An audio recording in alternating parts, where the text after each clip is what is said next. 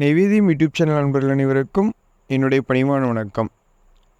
நம்மள பெரும்பாலானருக்கு இருக்கிற கேள்வி என்ன அப்படின்னா, வீட்டில் எப்படி செல்வம் பெருகுவது, செல்வம் பெருகுவதற்கு என்னதான் வழி அப்படிங்கிற நிறையா பேர்த்தோட கேள்வி.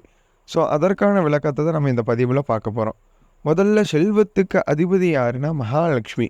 அந்த மகாலட்சுமி யாரோட வடிவில் நம்மளோட இருக்காங்கன்னா, பெண்களின் வடிவாகவே நம்மளோட ஒவ்வொருத்தோட வாழ்விலையும் இணைஞ்சிருக்கா. அதனால் பெண்களை நம்ம என்னவா பார்க்கணும், மகாலட்சுமியோட அம்சமாக பார்க்கணும்.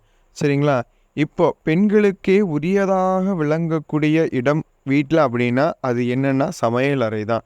சமையலறை எந்த அளவுக்கு சுத்தமாக இருக்கோ அந்த அளவுக்கு அவர்களோட வீட்டில் செல்வம் அவ்வளோ இருக்குங்கிறது ஐதீகம்.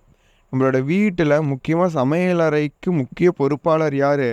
பெண்கள் தான். பெண்கள் எப்படி சமையலறையை பராமரிக்க வேண்டும், எப்படி பராமரித்தா வீட்டில் செல்வம் இருக்கும் அப்படிங்கிறத பற்றி தான் நம்ம இதில் பார்க்க போகிறோம். வீட்டில் கண்டிப்பாக உப்பு ஜாடின்னு நீங்கள் வச்சுருந்தீங்கன்னா அந்த உப்பு ஜாடி நிறைவாக இருக்கணும். எப்போவுமே உப்பு நிறைவாகவே நீங்கள் வச்சுக்கிட்டு இருக்கணும். பாதிக்கு கீழே என்ன ஆகக்கூடாதுன்னா உப்பானது குறையக்கூடாது.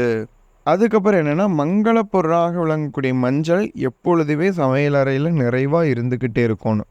அடுத்தபடியாக சமையல் செய்யும் போதும் சரி, சமையல் பரிமாறும் பொழுதும் சரி, எப்போவுமே என்னது மகிழ்ச்சியாக தான் நீங்கள் சமையல் செய்யணும். பரிமாறும் போது மகிழ்ச்சியாக தான் நீங்கள் என்ன பண்ணணும், சமையல் பரிமாறணும். எந்த அளவுக்கு உணவு நீர் அப்படிங்கிறது எவ்வளோ தன்மை மாறுபடுன்னு ஏற்கனவே பதிவில் சொல்லியிருக்கேன்.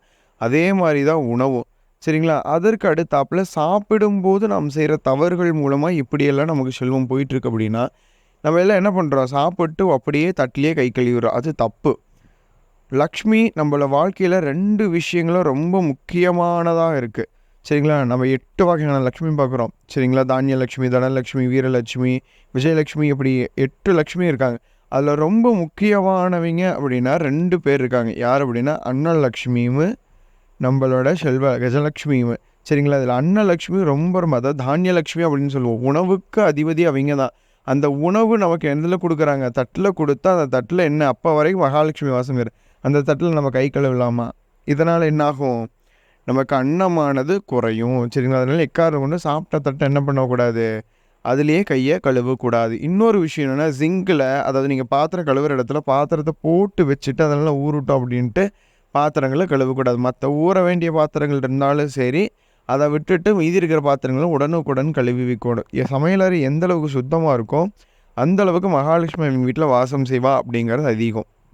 இன்னொன்று, நம்ம எல்லார் வீட்லேயும் கண்டிப்பாக பணம் வைக்கிறதுக்கு பீரோன்னு ஒன்று வச்சுருப்போம். சரிங்களா? அதில் பெருமாளுக்கே உகந்ததாக விளங்கக்கூடிய ஒரு பச்சை கற்பூரம் ஒரு சின்ன பீஸ் எடுத்து நீங்கள் என்ன பண்ணுங்கள், அந்த பணப்பெட்டியோட இல்லை பணம் வைக்கிற இடத்துல என்ன பண்ணுங்கள், அந்த பச்சை கற்பூரத்தை வச்சுருங்க. இந்த பச்சை கற்பூரத்திற்கு என்ன சக்தி அப்படின்னு பார்த்திங்கன்னா, செல்வங்கள் அப்படியே பல மடங்கு பெருக்கு என்ற சக்தி எதுக்கு, இந்த பச்சை கற்பூரத்திற்கு உண்டு. அதே மாதிரி வீட்டில் மகாலட்சுமி உள்ளே வர்றதுக்கு முதல் இடமே வீட்டோட தலைவாசல் தான். அந்த தலைவாசல் எப்போவுமே சுத்தமாக இருக்கணும். சரிங்களா? அதில் மாவிளை வச்சு தோரணம் இது பண்ணி விடுங்க. கீழே அழகாக நீட்டாக வலிச்சு விட்டு இல்லை தொடச்சி விட்டுட்டு அழகாக சந்தனம் குங்குமம் வச்சு ஒரு பொட்டு வச்சு இது பண்ணுங்கள். டெய்லியும் என்ன பண்ணுங்கள், நிலைவாசலுக்கு வழிபாடு பண்ணுங்கள். எப்பவும் போல் எல்லா வழிபாட்டும் நான் எல்லா இதுலேயும் சொல்கிறது தான். திருவிளக்கு வழிபாடு ரொம்ப முக்கியம். விளக்கேற்றி வைக்கிறது. காலையில் எந்திரிச்சு என்ன பண்ணுங்கள், பல்ல எல்லாம் விளக்கிட்டு தலைக்கு இது பண்ணிவிட்டு தீபம் ஏற்றுங்க. முதல்ல தீபத்தின் மூலியமாகத்தான் லக்ஷ்மி என்ன பண்ணுவான், அந்த இருளானது விலகி வெளிச்சமானது நமக்கு வர்றதுக்கு என்ன தான் முதல் வழியே அந்த விளக்கு வழிபாடு தான். அந்த தீபச்சொடர் ஒளியில் திருமகள் தேவியே நமக்கு சேருவா. அதுதான் அதோட தாற்பயம். சரிங்களா? ஆண்கள் என்ன பண்ணுங்க, தன்னோட பர்ஸில் எப்போவுமே ஒரு சின்ன கிராம்பு, ஒரு சின்ன துண்டு பச்சை கற்பூரம் பர்ஸில் எப்போவுமே போட்டு வச்சுருங்க. அது உங்களோட பண பிரச்சனையை என்ன பண்ணும், போக்கும். சரிங்களா? முதல் விஷயம், நீங்கள் கடன் அப்படின்னு உங்களுக்கு கொஞ்சம் இருக்குது அப்படின்னா தயவு செய்து அதற்கு அடுத்தாப்பில் கடன் வாங்காதீங்க. ஒரு கடன் நீங்கள் வாங்கினீங்க அப்படின்னா அந்த கடனை முழுவதும் கட்டி முடித்த பிறகு மீதி அது தேவை இருந்தால் மட்டுமே என்ன பண்ணுங்கள், கடன் வாங்குங்க. இந்த மாதிரி விஷயங்கள் எல்லாத்தான் நமக்கு என்னென்னா செல்வமானது குறையும். சரிங்களா? இதுபோல் பல சுவாரஸ்யமான தகவல்களை தெரிஞ்சுக்க நம்மளோட சேனலை மறக்காமல் சப்ஸ்கிரைப் பண்ணுங்கள்.